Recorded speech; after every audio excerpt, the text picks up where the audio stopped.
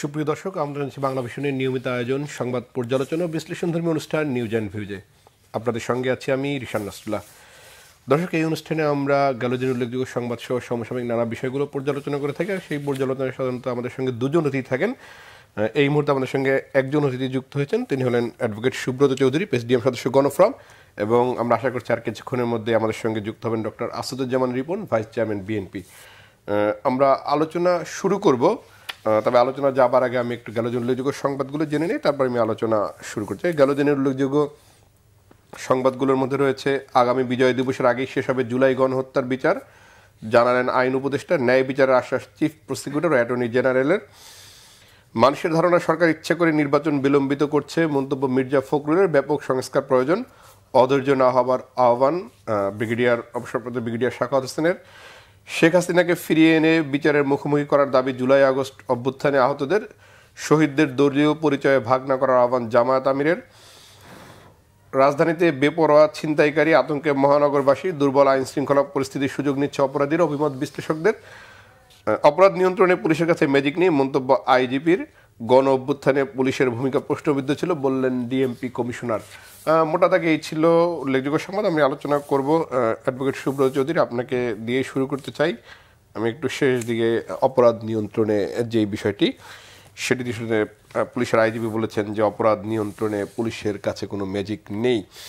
আমরা জানি যে 5ই আগস্ট পরবর্তী যে পুলিশের অবস্থান, সেই পুলিশ এখনও সংস্কার করা সম্ভব হয়নি, বা সেই পুলিশের মধ্যে এখনও পুরোদমে শৃঙ্খলা, মনোবল কোনোটি ফেরানো সম্ভব হয়নি। সেই মুহূর্তে এবং দেশের আইন শৃঙ্খলা পরিস্থিতি বিবেচনায় এটি আসলে এই সরকারের এক ধরনের ব্যর্থতা বা এক ধরনের দুর্বলতা মনে করছেন কিনা? ধন্যবাদ। দেখুন, আমরা তো এর মধ্যে আইজিপি একবার বদলিয়ে ফেললাম, আবার কমিশনারও বদলালাম, বিভিন্ন বিভাগীয় কমিশনারদেরও এদিক সেদিক করলাম, অনেক এসপি ওসি আমরা বদলিয়েছি।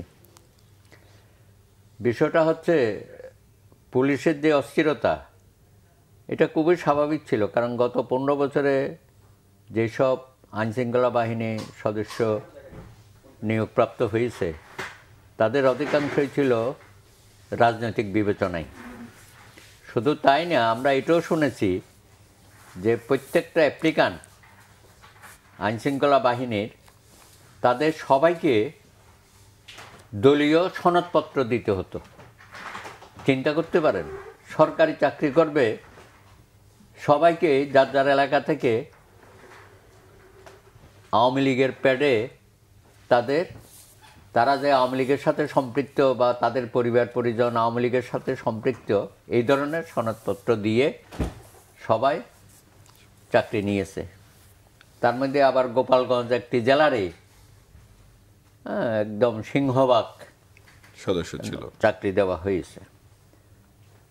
তো যে সমস্ত আইনশৃঙ্খলা বাহিনীর সদস্যরা গত 15 বছর শেখ হাসিনার অন্যায় এবং যে ফ্যাসিস্ট কায়দায় যে সমস্ত নির্দেশনা ছিল, বিরোধী দলকে দমানো, গুম খুন হত্যা থেকে মামলা দেওয়া, এবং অধিকাংশ মামলাগুলোই ছিল মিথ্যা মামলা, গায়েবী মামলা। দাদা, আমি লক্ষ লক্ষ করি। দর্শক, আমাদের সঙ্গে যুক্ত হয়েছেন doctor Asaduzzaman Ripon, vice chairman BNP. আপনাদের স্বাগত জানাচ্ছি। আমরা পুলিশের অবস্থান এবং আইন শৃঙ্খলা পরিস্থিতি নিয়ে আলোচনা করছিলাম। বলেন। তো অন্যায় যে মাত্রায় তারা অন্যায় করেছে এবং সেটা মাত্রা দিন দিন বেড়েছে। তো 5ই আগস্টের বা শেষ দিকে এসে 36 জুলাইতে যে একটা গণহত্যা হয়ে গেল, সেটাও তো অনেক ভয়াবহ। এবং এখানে আইনশৃঙ্খলা বাহিনীর অনেক সদস্য জড়িত ছিল এবং ঊর্ধ্বতন অনেক পুলিশ কর্মকর্তা, ইনক্লুডিং আইজিপি, পুলিশ কমিশনাররা যে কর্মকাণ্ডগুলো করেছে, এসবি হারুন, মানে মাত্রা অতিরিক্ত করে ফেলেছে আর কি। তো এখন অনেকেই চাকরিতে যোগদান করে নাই, এত অপরাধ সংগঠিত করেছে তারা। তো সেই জায়গায় আমাদের একটা ঘাটতি রয়ে গেল। এখন নতুন করে পুলিশ নিয়োগ সেটাও তো দ্রুততম সময়ে করোনা প্রসেস শুরু হয়েছে।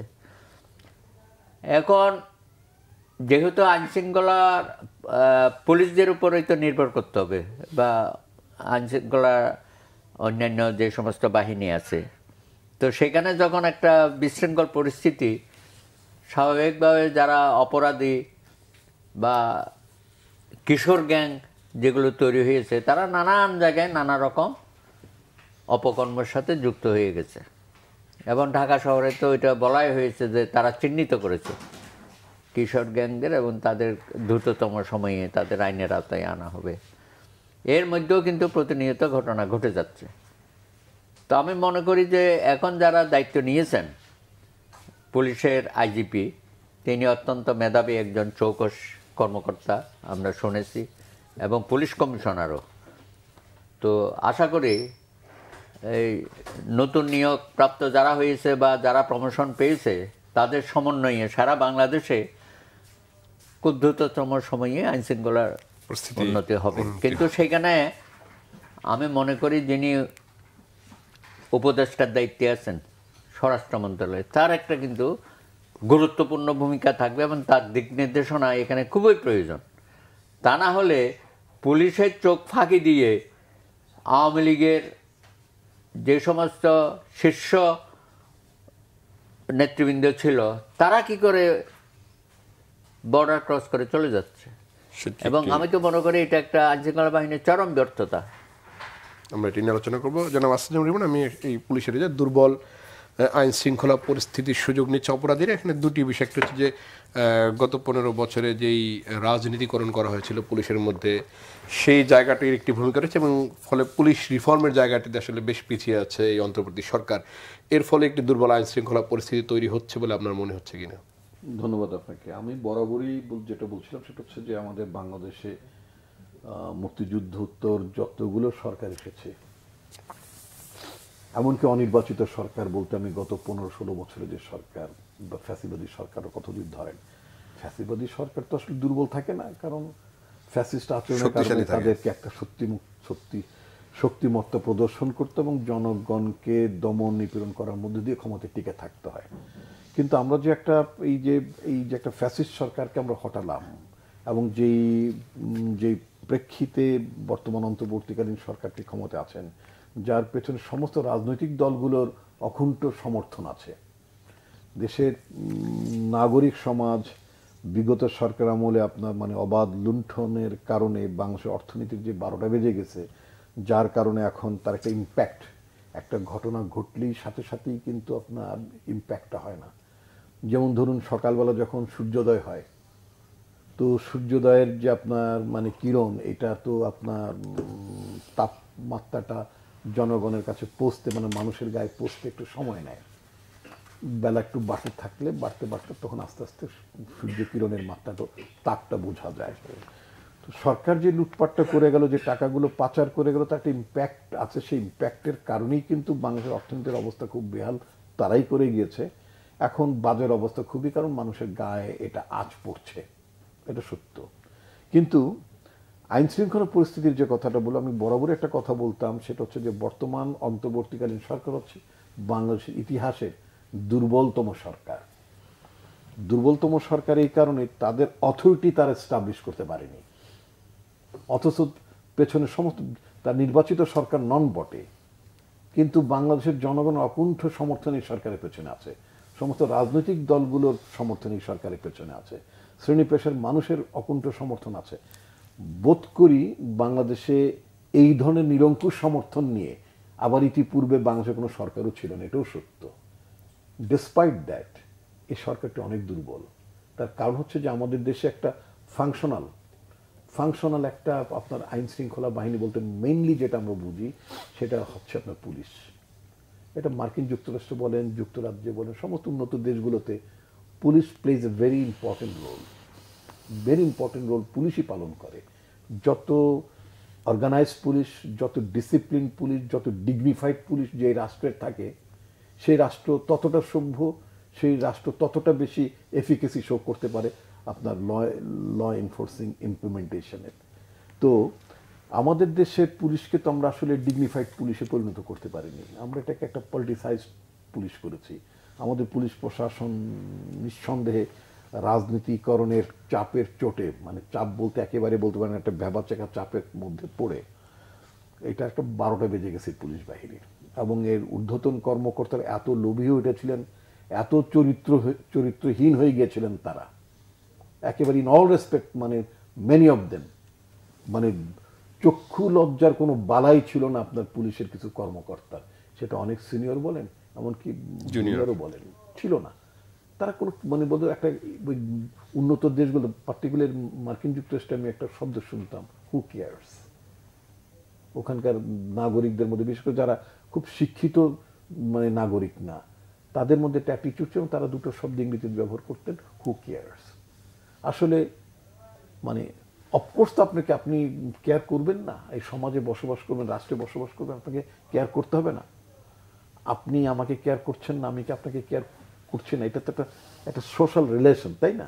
তা আমাদের পুলিশের মধ্যে এমন একটা বাজে অবস্থায় চলে গিয়েছিল, এই পুলিশ আসলে সত্যি কাউকে কেয়ার করতো না। কারণ জানে যে শেখ হাসিনার ব্যাপারে ওবায়দুল কাদের, শেখ হাসিনা ওবায়দুল কাদের বলতেন না, দিল্লি আছে আমরা আছি, আমরা আছি দিল্লি আছে। ওরা মনে করতো শেখ হাসিনা আছে, আমরা আছি, আমরা আছি শেখ হাসিনা আছে। বিষয়টা ওই জায়গায় চলে গিয়েছিল। ফলে আমাদের একটা এফেক্টিভ পুলিশের যে ক্যারেক্টারিস্টিক্স, এটা যে ফাংশনাল যে মানে পাওয়ার, এটা আমরা অনেক আগে হারিয়েছি আমাদের প্রতিষ্ঠানের তরফ থেকে। তো ফলে এই যে আপনার 5ই আগস্টের যে সরকারি পরিবর্তন ঘটলো, একটা সরকার যেভাবে একেবারে আগাম পাছা সব মানে পালিয়ে গেল, এর মধ্যে থেকে পুলিশের মোরাল ভেঙে গিয়েছে, যার জন্য আমাদের বর্তমান যিনি আইজি আছেন তাকে বলতেছেন that's a good gesture I must say.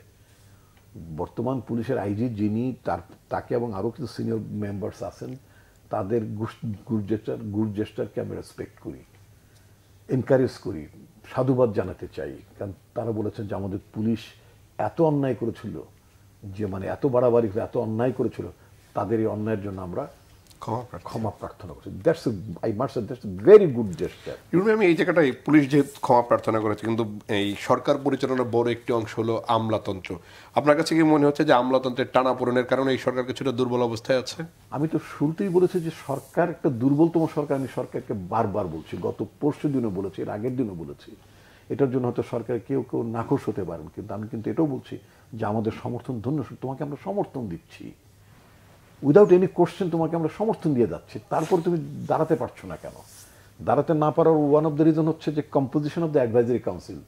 আমার কাছে, আমি একজন নাগরিক হিসেবে, আমি তো নিজেও মানে পত্রিকার লোক, আপনি জানেন, তো আমার কাছে একেবারে ডে ওয়ান থেকে মনে হয়েছে যে এই অ্যাডভাইজারি কাউন্সিল বটে মানে মর্নিং শোজ দ্য ডে, একটা কথা আছে তাই না? তো এই সরকারের শপথ অনুষ্ঠানে আমি যোগদান করেছিলাম, মানে মানে আমন্ত্রিত অতিথি হিসেবে। কেউ কেউ মনে করতেন যে আমি সরকারের, তাই না দাদা, ঠিক কিনা? মানে তারা যখন শপথ নিচ্ছিলেন, এটা প্রত্যক্ষ করার জন্য আমাদের কিছু নাগরিককে সরকারের তরফ, মানে রাষ্ট্রের তরফ থেকে আমন্ত্রণ জানাতে আমি গিয়েছিলাম সেখানে। তো আমি মানে অ্যাডভাইজারদের অনেককে দেখি আমার মনে হয়েছে যে এটা খুব এফেক্টিভ গভর্নমেন্টেরা গভর্নেন্স দিতে পারবে না, এবং হচ্ছেও তাই। তো দেশটা চালানোর মেনলি দায়িত্ব কাদের? রাজনীতিকরা বোঝেন সমস্যাটা কোথায়, কিভাবে হ্যান্ডেল করতে হবে। তত্ত্বাবধায়ক সরকার আপনি বলবেন তাহলে কি আপনার 91-96 তত্ত্বাবধায়ক সরকারগুলো ভালো ছিল? হ্যাঁ ছিল। মনে রাখতে হবে ওই সরকারগুলো ছিল মাত্র 3 মাসের। তারপরে তত্ত্বাবধায়ক সরকার কে হবেন মোটামুটি 6 মাস, 1 বছর, 2 বছর আগে থেকে মোটামুটি ডিটারমিন্ড হয়, কারণ সিস্টেমটা ছিল ইমিডিয়েট পাস চিফ জাস্টিস হবেন, তাকে না পাওয়া গেলে তার পরের জন হবে, এই তো মানে একটা সিস্টেম ছিল।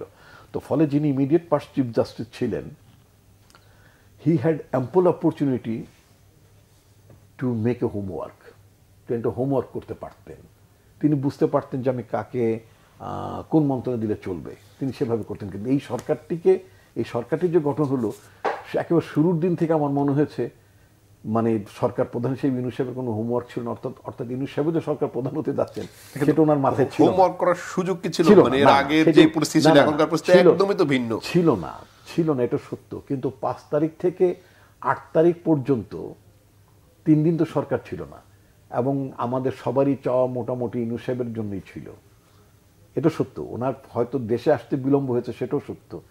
তো যারা চেয়েছেন তাদের একটা হোমওয়ার্ক থাকার উচিত। ইউনূস সাহেবকে তো অনেকেই চেয়েছেন, তাদের একটা হোমওয়ার্ক থাকার কথা ছিল।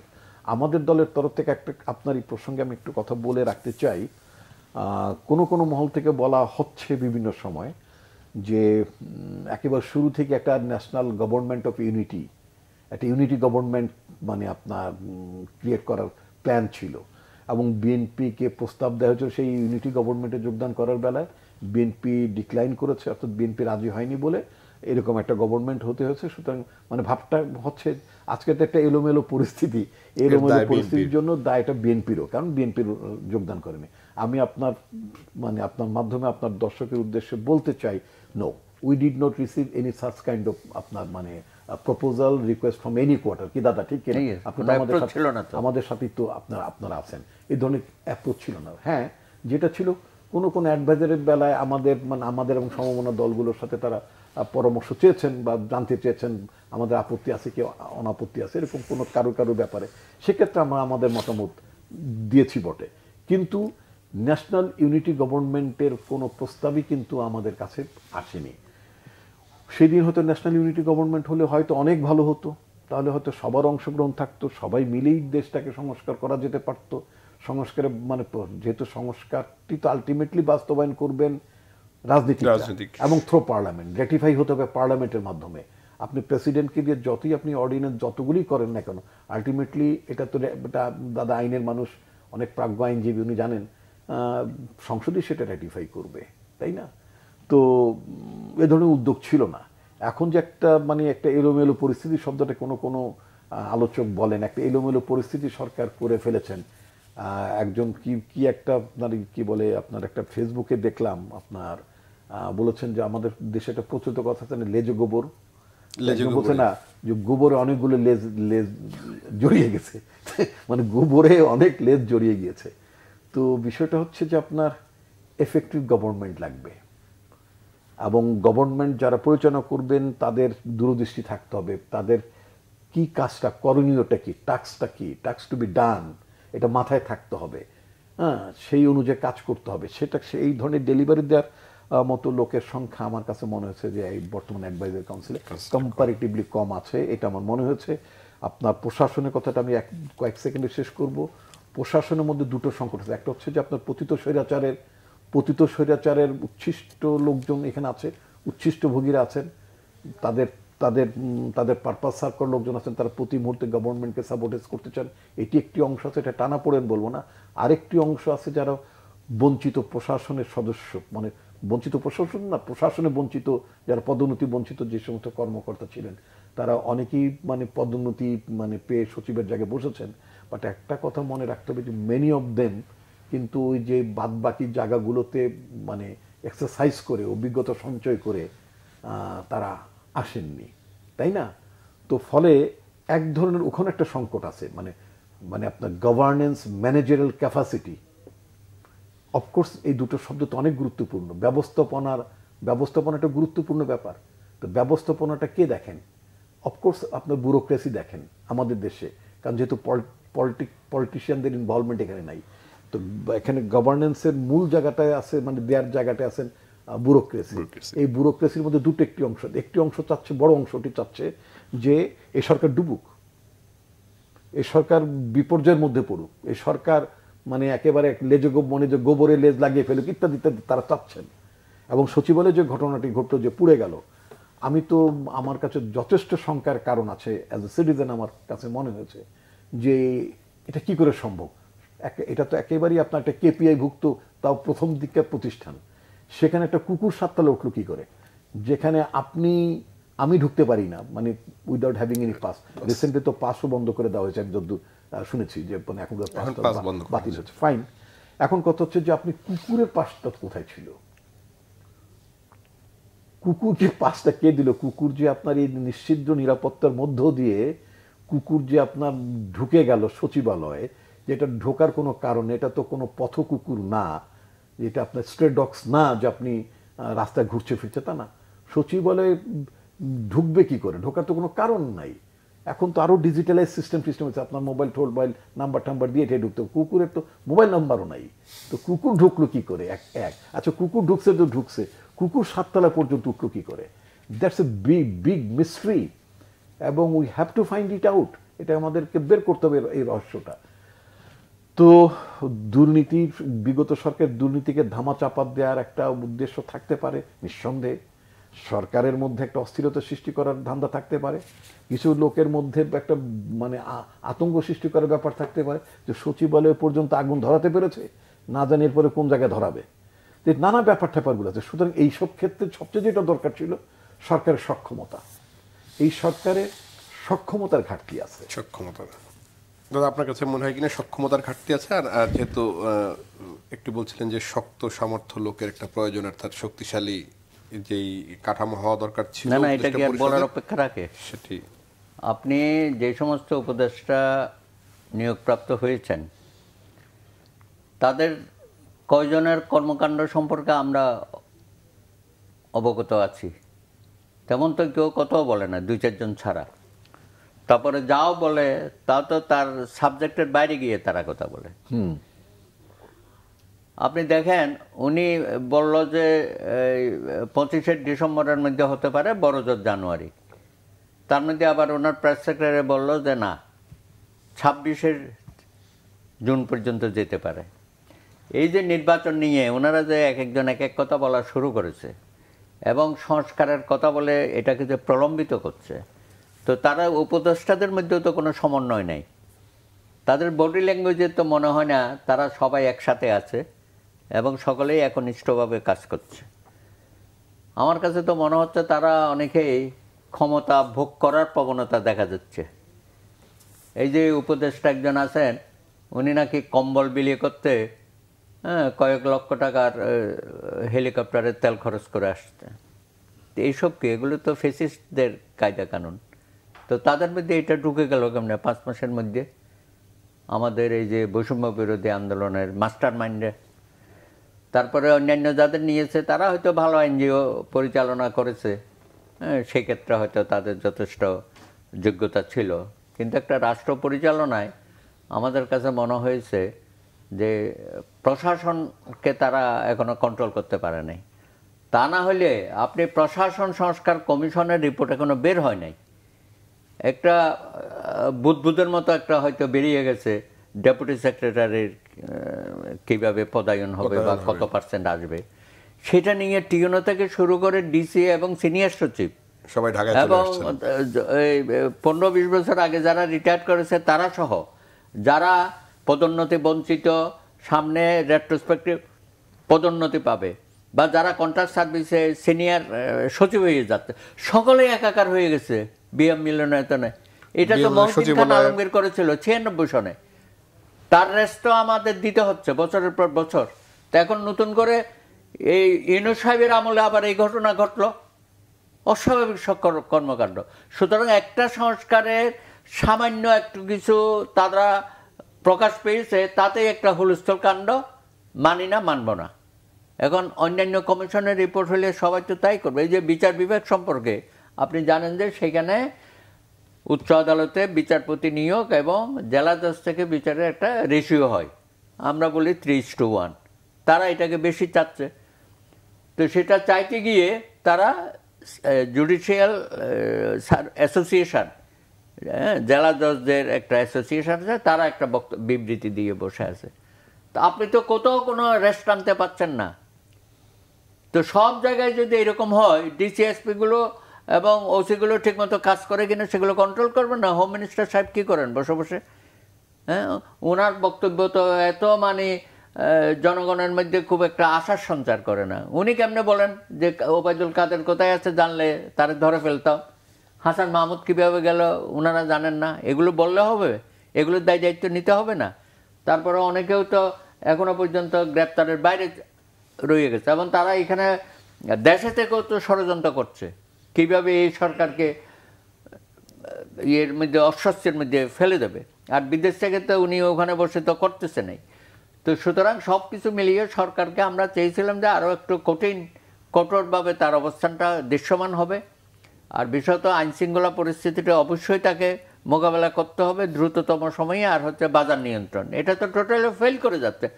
রিপন ভাই যেটা বলতেছে, আমরা তো চাই না সরকার পদে পদে ফেল করুক, এবং প্রতিটা ক্ষেত্রে যদি উনি শুধু সংস্কারের গল্প শোনায় তাতে তো কোনো লাভ নাই। আপনি সংস্কার সংস্কার বলে শেষ পর্যন্ত এটা কি সংস্কার হবে, অপসংস্কার না কুসংস্কার, সেটা তো আমাদের ভাবতে হবে। আপনি সংস্কারের পরিধি এত বাড়াচ্ছেন কেন? আপনি কতদিন সময় চান সেটা বলেন পরিষ্কারভাবে। এখনো রিপোর্টগুলো আসে নাই, রিপোর্টগুলো দেবে ডিসেম্বরে, পারবে কিনা জানি না, জানুয়ারির মাঝামাঝিও হইতে পারে। হইলে পরে আপনি সেগুলো তখন রাজনৈতিক দলের সাথে আলাপ আলোচনা করবেন। তা আপনি নির্বাচনটা করবেন কখন? নির্বাচন কমিশন তো আমি দেখি অনেক দূরে এগিয়ে গেছে, তারা চূড়ান্ত ভোটার তালিকা কবে দেবে তারা একটা মোটামুটি রোডম্যাপ দিয়ে দিছে, এবং তারা বলেছে অক্টোবরের মধ্যে ওনাদের কাজ শেষ। তো আপনি ডিসেম্বরের নির্বাচনটা করতে অসুবিধা কি? এখন আপনারা বলেন যে না, এই এত বড় একটা গণ অভ্যুত্থান হয়েছে, অবশ্যই আমাদেরকে সংস্কার করতে হবে, তারপরে নির্বাচন। আর ভাই আমরাও তো বলছি যে সংস্কার করতে হবে, কিন্তু সংস্কারের নামে যদি আপনি প্রলম্বিত করেন, বিলম্ব করেন, তাহলে তো এখানে অন্য শক্তি মাথাচাড়া দিয়ে উঠবে, সেটা আমরা চাই না। এবং অনেকেই মনে করে যে একটা দীর্ঘ সময় নিলে ওনারা দলটা গুছাবে, বা নতুন কোনো দল যদি ওরা করে, নাগরিক কমিটি তো বললো দল করবে না, হয়তো আরও 2টা দল নাকি হবে। তো ঠিক আছে, ওয়েলকাম, আপনারা আসেন, কিন্তু এই জন্য আপনি নির্বাচনটাকে দেরি করবেন, কিংস পার্টি করিয়া তাদের ভবিষ্যতের পথটা খোলাসা করে দেবেন, এটা তো হইতে পারে না। অতীতে তো আমরা এগুলো দেখেছি। সুতরাং আমার মনে হয় সরকার বোধহয় ভুল পথে এগোচ্ছে। এই ব্যাপারে রাজনৈতিক দলগুলোর সাথে আপনি ইমিডিয়েটলি বসে কথা বলেন। আপনি তো শুধু কথা শুনেন, কথা তো বলেন না। এই যে ডায়লগগুলো হয়েছে জানেন, সব দল গিয়া কথা বলেছে, লিখিত বক্তব্য দিয়েছে, বাইরে এসে প্রেসে কথা বলেছে, কিন্তু ভিতরে উনি কি বলছেন সেটা তো আর আমরা জানি না, পাবলিক তো আর জানে না। উনি কিন্তু ওনার প্ল্যান প্রোগ্রাম এগুলো ওখানে বলা হয় না, শুধু রাজনৈতিক দলগুলোর কথা শোনে। আমরা চাচ্ছি এবার ডায়লগটা হবে, আপনি কি বলতে চান সেটা আমাদেরকে বলেন, কি করতে চান সেটা আমাদেরকে বলেন, কি সংস্কার কতদিনে করবেন সেটা আমাদেরকে বলেন। সেই ডায়লগটা ইমিডিয়েটলি শুরু করেন। আপনি যত দেরি করবেন রাজনৈতিক দলগুলোর সাথে দূরত্ব বাড়বে। আর আপনারা দোষ চাপাচ্ছেন যে রাজনৈতিক দলগুলো অস্থির হয়ে গেছে, তারা শুধু নির্বাচন। আরে নির্বাচন 17 বছর ধরে নির্বাচন হয় না। আমাদের তরুণ সমাজ নির্বাচন ভোটাধিকার কি সেটাও জানে না। তো আমরা তো দীর্ঘ সময় লড়াই করেছি একটা অনির্বাচিত ফ্যাসিস্ট সরকারের বিরুদ্ধে। কি জন্য? নির্বাচিত প্রতিনিধির হাতে ক্ষমতা দেওয়ার জন্য। লড়াই তো তরুণ প্রজন্ম করেছে একটা নাগরিক রাষ্ট্র তৈরির জন্য বা বৈষম্যহীন বাংলাদেশ তৈরির জন্য। তাদের তো মূল ইস্যু ছিল বৈষম্য বিরোধী আন্দোলন, কোটা। তাদেরকে সেরকম কোনো কর্মসূচি ছিল? এখন 31 তারিখ নাকি বিপ্লবী অ্যানাউন্সমেন্ট হবে, প্রোক্লামেশন অফ রিভলিউশন নাকি দেবে। এই কর্মসূচি কি ওনাদের ছিল? এ কর্মসূচি ছিল রাজনৈতিক দলগুলো, সেটার সাথে আপনারা একত্রিত হয়েছেন। এবং আমরা তো আশা করেছিলাম যে ছাত্ররা অনেক আগেই এই আন্দোলনে অংশগ্রহণ করবে। গণঅভ্যুত্থান তো তরুণ সমাজের অংশগ্রহণের মাধ্যমেই হবে, যেটা আমরা দীর্ঘ 15-17 বছর পাই নাই। শেষ মুহূর্তে আপনারা এসেছেন, আমরা তো জাতি হিসাবে গর্ববোধ করি। অতীত ছাত্ররাই করেছে, তরুণরাই করে। 52 বলেন, 62, 64, 69, কবে না 70, এমনকি 90, আর কত করবে? আপনারাও করেছেন, অতীতেও করেছে। হ্যাঁ, এবার একটা মাত্রাটা বেশি হয়েছে। শেখ হাসিনা একটা জঘন্যতম গণহত্যা করেছে, সেই কারণে আমরা তো আপনাদেরকে স্যালিউট করি। তার মানে এই না যে নির্বাচন বন্ধ, আপনি একটা দীর্ঘ সময় ধরে একটা অনির্বাচিত সরকার দেশের উপর চাপিয়ে দেবেন, এটা কখনো সুফল বই আনবে না। আরে 111 সরকারও তো চেষ্টা করেছিল দীর্ঘ সময় থাকার জন্য, তারাও তো নানা রকম সংস্কারের গল্প আমাদেরকে শুনিয়েছে। ফাইনালি কিন্তু পারে নাই, নির্বাচন করে পালিয়ে যেতে হয়েছে। আমরা চাই না বিশ্বনন্দিত ইউনূস সাহেব একটা দেশের মধ্যে একটা এমন কিছু তৈরি করবেন না আপনাকেও পালিয়ে যেতে হয়, এটা আমরা চাই না। আপনি সসম্মানে একটা সুষ্ঠু নির্বাচন দিয়ে জনগণের প্রতিনিধির হাতে ক্ষমতা দিয়ে আপনি আপনার কাজে ফিরে যান। আমরা আলোচনা করবো, একটা বিরতি নিয়ে আসি। দর্শক, নিউজ অ্যান্ড ভিউজের নিচে ছোট্ট একটি বিরতি, আমাদের সঙ্গে থাকুন, ফিরবো কিছুক্ষণ পরেই।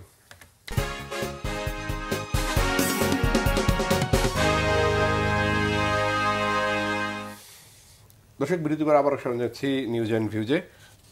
যেই জায়গাটা আসলে দুর্বল সরকার এবং মানুষের ধারণা যে ইচ্ছে করে নির্বাচন প্রলম্বিত করছে, যেটি মির্জা ফখরুল ইসলাম আলমগীর বলেছেন এবং সুব্রত চৌধুরী উনিও বললেন যে আসলে এই ধারণাটা মানুষের মধ্যে আসবে। যদিও সরকারের নৌ পরিবহন বিষয়ক উপদেষ্টা ব্রিগেডিয়ার অবসরপ্রাপ্ত সাখাওয়াত হোসেন তিনি বলেছেন যে সংস্কার প্রয়োজন এবং এই সংস্কার এখন না হলে আর কোনোদিনই হবে না। আচ্ছা, ধন্যবাদ আপনাকে। আসলে আমাদের সমস্যা হচ্ছে কি, আমাদের যার যে কথাটি বলা দরকার সেই কথাটি আমরা বলছি না, না বলে যেটা দাদা বলেছেন অন্যরা মানে তার দায়িত্বের এখতিয়ারের বাইরে যা কথা বলছেন। আমরা কখনো কখনো আপনার ওই যে কি বলে পরিবেশ উপদেষ্টার কাছেও শুনছি, তিনি বলছেন যে 53 বছরে মানে পলিটিশিয়ানরা কি করেছেন। ফাইন, 53 বছর ধরে পলিটিশিয়ানরা কি করেছেন এই প্রশ্ন কি উনি করতে পারেন? এক নম্বর, কাদের দয়া দাক্ষিণ্যে উনি উপদেষ্টা হয়েছেন এটা তো মনে রাখতে হবে। পলিটিশিয়ানদের কাজের ভিত্তিমূলের উপর দাঁড়িয়ে একটা অন্তর্বর্তীকালীন সরকার,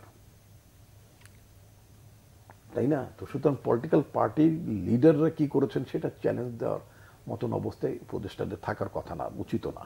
মধ্য কথাটা হচ্ছে আমি খুব ক্লিয়ারলি বলতে চাই, সেটা হচ্ছে যে বাংলাদেশের জনগণ গত 17টি বছর ধরে নির্বাচন থেকে বঞ্চিত। নির্বাচন একটি মানুষের মৌলিক অধিকার।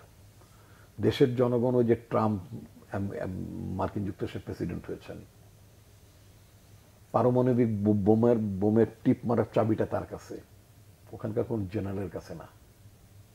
ইন্ডিয়ার ওই নরেন্দ্র মোদীর কাছেই চাবিটা, ওখানকার সেনাপতির কাছে চাবিটা না। It is the politician, it is the political party যারা দেশটা পরিচালনা করে তাদের দায়িত্ব। আজকে এই যে দেশের যে সংকটগুলো মধ্যে আছে, যেমন ধরুন আমি আপনাকে ছোট্ট একটা কথা বলি, আমাদের বাংলাদেশের সাথে ভারতের একটা বিরাট বড় মানে সীমান্ত আছে। এই সীমান্তের বাইরে মিয়ানমার একটা সীমান্ত আছে। মিয়ানমারের সীমান্তটা আমি তখনই বলি যখন আমাদের দেশের সাথে লাগোয়া যেই মিয়ানমারের যে রাজ্যটি আছে, সেই রাজ্যটি মূলত সেই রাজ্যটির সাথেই তো আমাদের সীমান্ত। ওই রাজ্যটি মিয়ানমারের সাথে যদি বিচ্ছিন্ন হয়ে যায়, প্রায় বিচ্ছিন্ন হওয়ার পথে, মোর দেন 80% অলরেডি আরাকান আর্মি কন্ট্রোল নিয়ে নিয়েছে এবং ওদের রাজধানী সিত্তের কন্ট্রোলটা নেওয়া শুধুমাত্র বাকি আছে। আমাদের এই যে মানে আমাদের যে নন পলিটিক্যাল গভর্নমেন্ট অথবা ইন্টারিম গভর্নমেন্ট যেই নামে ডাকেন না কেন, আমাদের ইন্টারিম গভর্নমেন্টের মধ্যে কারোর ভাবনারই ব্যাপার নাই যে আমাদের এখন নিজেদের মানে জাতীয় অস্তিত্বের স্বার্থে, অন্যরা কিন্তু ভাবছেন, তারা কিন্তু তাদের মধ্যে আনঅফিসিয়ালি কমিউনিকেশন এস্টাবলিশ করছেনও। আপনি দেখবেন যখন পলিটিক্যাল পার্টিগুলো যখন বেশ গরম অবস্থার মধ্যে, তখন বিভিন্ন দূতাবাস আমাদের যোগাযোগ করে না কেন? যোগাযোগ করে, তারা মনে করে যে এরা পাওয়ার কন্টেন্ডার, এরা নেক্সট পাওয়ারও চলে আসতে পারে, এক ধরনের যোগাযোগ রক্ষা করা শুরু করে। কিন্তু তারা শুধু সরকারের সাথে যোগাযোগ রক্ষা করে না, মানে আমি পলিটিক্যাল গভর্নমেন্টের কথা বলি, কি দাদা ঠিক কিনা? আচ্ছা, তো বাংলাদেশে এখন যে গভর্নমেন্টটি আছে সেই গভর্নমেন্টের মধ্যে আদৌ কোনো হুঁশের মধ্যেই নাই যে আমাদের যে প্রতিবেশী, একেবারে আরেকটা প্রতিবেশীর সাথে যাদের সাথে আমাদের বর্ডার আছে, একদম বর্ডার আছে, সেই বর্ডারটা এমনও হতে পারে যে আগামী 2-1 মাসের মধ্যে সেখানে আর মিয়ানমারের সাথে বর্ডার থাকবে না, বর্ডারটা হয়ে যাবে আপনার রাখাইনের সাথে বর্ডার। রাখাইন একটা ইন্ডিপেন্ডেন্ট স্টেট হয়ে যা খুবই সম্ভাবনা আছে, যেতেই পারে, এবং খুবই মানে ব্যবস্থা আছে, যেহেতু মানে আপনি নিজে বুঝবেন। তাহলে বাংলাদেশ সরকারের দায়িত্বটা কি? বাংলাদেশ সরকারের দায়িত্বটা হবে যে আগামীতে আমার সীমান্তের নিকটবর্তী যে দেশটি আছে, সেই দেশটির যে অংশটি লিড দিচ্ছে তারা তো একটা সংগ্রামী লিপ্ত আছে, সশস্ত্র সংগ্রামী লিপ্ত আছে। যদি তারা কন্ট্রোলটা নিয়ে নেয়, অথচ সেই সরকারের সাথে মানে সেই গোষ্ঠীটির সাথে আমাদের ন্যূনতম যোগাযোগ নাই, তারা যদি তাদের দেশে পতাকা কুড়িয়ে দেওয়ার পরে যদি বলেন যে আসসালামু আলাইকুম কেমন আছেন, তো তখন বলু হু আর ইউ, বলতেই পারে। তো অথচ একটা পলিটিক্যাল গভর্নমেন্ট থাকতো, তাহলে তারা বুঝতো যে আমার কখন কি করা উচিত। এখনই আমার আরাকান আর্মির সাথে আমার একটা সুতোর সম্পর্ক, একটা সম্পর্ক স্থাপন করা দরকার, আমার কোন যোগাযোগটা রাখা দরকার তারা বুঝতো, আমি কার সাথে কিভাবে ডিল করবো তারা এটা বুঝতো। তো এই সরকার তো সেই স্টেকটা নাই, এক। তো 2 নম্বর হচ্ছে যে আপনার তারা ক্ষমতায় আছেন, মানে ভাবটা হচ্ছে যে মানে বেড়াতে আসলে যেমন মানুষের মেহমান যেতে চায় না, কিছু কিছু মেহমান আছে বাড়িতে দাওয়াত দিয়েছেন, আসছেন, আপনি ভাবছেন তাকে চা খাওয়াবেন, তিনি আস্তে আস্তে করে তিনি সুটকেস খুলে কাপড় চোপড় খুলছেন, মানে এদের জন্য উনি কিছুদিন থাকবেন। আচ্ছা, ভালো কথা। সাকর সাহেব বললেন যে ইয়েস, আরও সংস্কার নামে ওনারা আরও কিছুদিন ক্ষমতায় থাকতে পারবেন, মন্ত্রী পদমর্যাদা ভোগ করতে পারবেন, এটা সত্য। কিন্তু এটা তো সত্য কথা এটার ম্যান্ডেট কি ওনার আছে? অন্তর্বর্তীকালীন সরকারটা কি? অন্তর্বর্তীকালীন সরকারের হচ্ছে আগে যে সরকার ছিল, পরে যে সরকার, তার মাঝামাঝি একটা সরকার, একেবারে এটি ইন বিটুইন একটা গভর্নমেন্ট। এটা তো প্রথম বুঝতে হবে একটা টেম্পোরারি গভর্নমেন্ট। এই টেম্পোরারি গভর্নমেন্ট যে সংস্কার খুব ফাইন, সংস্কারটা আমাদের দরকার। কি সংস্কার করবেন? সংস্কার প্রথম যেটা দরকার যে আপনি একটা ভালো নির্বাচনের আয়োজন করবেন, অর্থাৎ যে নির্বাচনটা আপনি গত 17 বছর এই দেশের মানুষ পায়নি। তো একটা ভালো নির্বাচনের জন্য প্রতিবন্ধকতাগুলো কি? প্রতিবন্ধকতাগুলো দূর করেন। দুর্বৃত্তপনার লোকজন যেগুলো আছে, দুরাচারী লোকজন যেগুলো আছে, দুর্নীতিবাদ যে লোকজনগুলো আছে, সেইগুলো যাতে রাজনীতিতে আসতে না পারে, জায়গা করে নিতে না পারে, তার ব্যবস্থা করুন। আপনি ব্যবস্থা করুন যে পলিটিক্যাল পার্টিগুলো, যেমন আমি ধরে নিচ্ছি, যেমন আমি দাদা হয়তো মাইন্ড করতে পারবো আমার কথা, কিন্তু আমি আমার ব্যক্তিগত মতামত, যেমন একজন এমপি, তিনি এমপিগিরি করবেন, তিনি আইনজীবী হবেন, তিনি ডাক্তার হবেন, তিনি ব্যবসায়ী হবেন, তিনি সব কিছু হবেন, আবার এমপিটাও হবেন। আচ্ছা, ভালো কথা। এমপি কি একটা ফুল টাইম জব না? এটা কি পার্ট টাইম জব? অধিবেশন হবে, অধিবেশনের পরে আপনি কমিটি ফাংশনস করবেন। আমেরিকায় ওখানে কংগ্রেশনাল সাব কমিটিগুলো কীভাবে ওয়ার্ক করে আপনি জানেন? আচ্ছা, আপনি ইন্ডিয়াতে কীভাবে আপনি জানেন?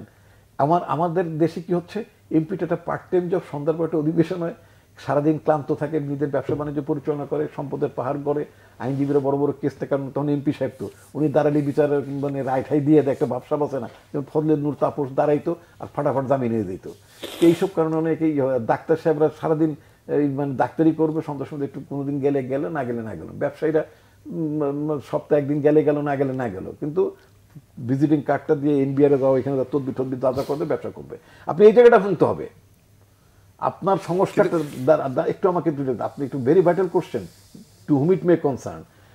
আপনি এই জায়গায় করেন যে বাংলাদেশে যারা এমপি হবেন, ভারতীয় এমপিদের মতো আপনি বেতন বাড়িয়ে দেন, এখন যা ভাতা দিচ্ছেন ডাবল করে দেন, 3 গুণ করে দেন, কিন্তু এমপি ফুল টাইম জব। আপনি এমনকি আপনি এমপি হতে পারছেন না, তাতে কি সে ঠিকাদারি টাকা নেওয়া বন্ধ করবে? আসছি, আপনি এই এমপি সাহেবকে আপনি যেবার এমপি হতে পারবেন না, যতদিন উনি আজীবন হইতে পারলো না, উনি তাকে পেনশন দেন। ইন্ডিয়াতে দেয়, ইন্ডিয়াতে 25,000 রুপি একজন রিটায়ার্ড এমপিকে দেয়, মানে যিনি আর এমপি নাই তাকে দেওয়া হয়। তাকে আপনি আরো সুযোগ সুবিধা দেন, বেতন বাড়িয়ে দেন। আপনি যে প্রশ্নটি করলেন, ইয়েস, আপনি চুক্তিভিত্তিক নিয়োগের বেলা একটা কতগুলো ধারা থেকে সকল প্রকার কর্ম সম্পর্ক মানে বিযুক্ত হইয়া বা অথবা ত্যাগ করিয়া, সম্পর্ক ত্যাগ করিয়া তিনি মানে চুক্তিভিত্তিক নিয়োগ হবেন। দ্য মোমেন্ট আপনি এমপি হিসেবে শপথ নেবেন, যেদিন আপনি শপথ নেবেন, সকল প্রকার কর্মসম্পর্ক, গ্রুপ অফ ইন্ডাস্ট্রিজ, ডাইরেক্টর মাইরেক্টর যা যা আছেন সব সম্পর্ক ত্যাগ করবেন। আইনজীবী থাকলে কোর্টে যেতে পারবেন না, বা তুমি তখন আপনি অবসরে থাকবেন, মানে ওই পেশা যাবেন না। ডাক্তার হবেন, আপনি যাবেন না। ব্যবসা যে করবেন না, কিছুই করতে পারবেন না, আপনি এমপিগিরি করবেন শুধুমাত্র। জনগণের ট্যাক্সের পয়সা আপনি পান না? আপনি পান তো, আপনি তো অনেক টাকা পান, ডিউটি ফ্রি গাড়ি পান, তারপর গরিবের জায়গা দখল করে দখল মানে ইয়ে করে, মানে কি বলে এটাকে, মানে কি বলে হুকুম জারি করে বোধহয়, করে জায়গাগুলো অ্যাকোয়ার করার পরে বড়লোক এমপিদেরকে, সাথে ধনী লোকদেরকে এবং সরকারের লেসপেন্সার, দালাল, সাংবাদিক সম্পাদক যা আছে, এদেরকে প্লটগুলো দেয় অল্প দামে। আপনি তো সবই দিচ্ছেন একজন এমপিকে। এটা তো ঠিক আছে, আপনি সেই সংস্কারটা করেন যাতে এমপি হওয়ার পরে তিনি অন্য কোনো সম্পর্কে থাকতে না পারে। আমি আরেকটু, আমাকে 2 মিনিট সময় দিন, দাদাকে চেয়ে নিচ্ছি। সেটা হচ্ছে যে আপনি আমেরিকায় কি করে, ওয়াশিংটনে থাকে এমপিরা, অধিবেশন শেষ, যার যার নির্বাচন এলাকায় চলে যাচ্ছেন, হার্ডলি 7 ডেজ তারা মানে রাজধানীতে থাকেন। গভর্নমেন্টের সাথে তাদের কোনো দেন দরবার, কোনো কাজকর্ম, লবিং টবিং এগুলো সেরে ঠেরে যার যার এলাকায় চলে যাচ্ছেন, তাদের সেখানে অফিস আছে। আপনি আইন করে দেন যে এমপিগিরি করা, এমপি হোস্টেলে ততদিন খোলা থাকবে ততদিন পর্যন্ত আপনি অধিবেশন চলবে। বউ বাচ্চা নিয়ে আপনি একের পার্মানেন্ট বাসা বাড়ি বানায় ফেলেন এমপি হোস্টেলটারে, ন্যাম ভবন, ওয়াই দরকার তো নাই। আপনি বাচ্চা কাচ্চা কথার কথা ধরে নেন, মানে আমি নাম বলবো না, হয়তো কোনো এলাকার লোক মাইন্ড করতে পারে, আইন একেবারে ওখান থেকে আইনে নিয়ে এখন ভর্তি করেন, বিকারণে ভর্তি করতে হবে, ও ভালো স্কুলে ভর্তি করতে কেন? তাহলে ওই এলাকার ওই পটুয়াখালী, বরগুনা, নোয়াখালী, ঝালকাঠি বা মানে কুড়িগ্রাম এইসব জায়গায় স্কুল চলবে না, চলতে হবে। সেই জন্য আমি আপনাকে বলবো যে আপনি এমপি হোস্টেল শুধুমাত্র অধিবেশন চলাকালীন সময় থাকবে, অধিবেশন শেষ যার যা নির্বাচনী এলাকায় চলে যেতে হবে। এমপি সাহেবদেরকে নির্বাচনী এলাকায় তাদের কার্যালয়ে থাকতে হবে, তাকে আপনি স্টাফ দেবেন, যেটা আমেরিকায় দেয়, ইউরোপে দেবেন, তারা ওখানে থাকবেন, বসবাস করবেন এলাকায়, তার বাচ্চাকে ওই জেলা স্কুলে পাঠাবেন, যদি থানার লোক হন থানা স্কুলে পাঠাবেন, আইন শৃঙ্খলা ঠিক থাকবে, মাদক মুক্ত থাকবে, দেশ ভালো থাকবে, উন্নতির দিকে যাবে।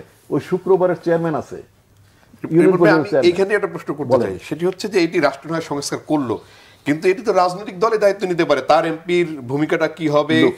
কিন্তু রাজনৈতিক দল তো দেখছে যে সে যদি নিশ্চিত হয় আগামীবার টাকা দিয়ে আবার আমি এমপি তো কিনতে পারবো, তাহলে কেন সে এটি করবে? আমি আপনাকে বলছি, ওই যে আপনি ওই জায়গাটায় রাজনৈতিক দলগুলো কেন সংস্কার করছে না, তার ওই পরিবর্তনটা কেন হচ্ছে না 53 বছরেও? সাখাওয়াত হোসেন সাহেবের কথা, রেফারেন্সের কথা বললেন, তো আমি ওনার রেফারেন্সে বলছি। উনি বলছেন এইবার যদি সংস্কার করতে না পারা যায়, আমি তারটা না আমি ওনার কথাটাই ধরবো।